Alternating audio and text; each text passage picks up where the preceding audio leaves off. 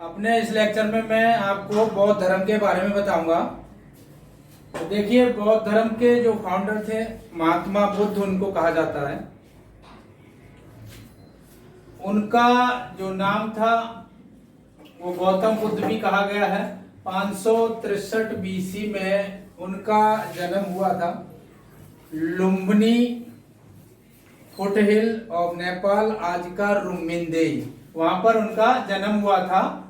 और इनका जो नाम था सिद्धार्थ। इनके जो पिता थे शुद्धोधन, वो शाक्य डायनेस्टी में, रिपब्लिक में हेड थे, राजा थे। इनकी माँ जो थी माया, ये भी जो है राजकुमारी थी, एक रिपब्लिक की।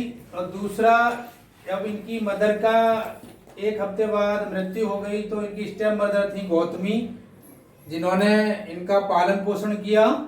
और दूसरी बात है, जो महाप्रजापति गौतमी जो थी, इनको पहली भिक्षुणी इन्होंने बनाया था। तो महात्मा बुद्ध का क्या था कि इनके बारे में ये भविष्यवाणी की गई थी कि या तो ये बहुत बड़े राजा बनेंगे, चक्रवर्ती, या फिर बहुत बड़े सन्यासी। तो इनके पिता ने इनको महल में ही रखा जब तक ये जवान हुए। तो 16 साल की उम्र में यशोधरा नाम की एक कन्या से इनका विवाह हुआ और इनका राहुल नाम का बेटा था। दूसरी बात है कि इनको जब महल से निकलने नहीं दिया तो इनको सब कुछ अच्छा ही दिखाया गया था।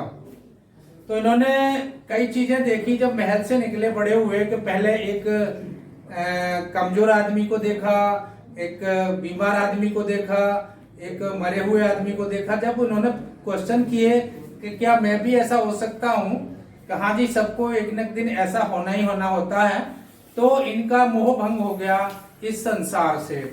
इसलिए इन्होंने 29 साल की उम्र में अपना घर छोड़ दिया।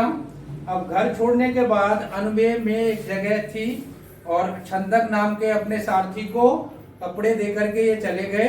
और सबसे पहले इनके जो गुरु थे वो थे अलार कलाम और दूसरे उदार रामपुत्र, ये दो इनके गुरु थे। इनके साथ बैठ के इन्होंने बहुत लंबे समय तक तपस्या भी की, लेकिन कोई रिजल्ट नहीं आया।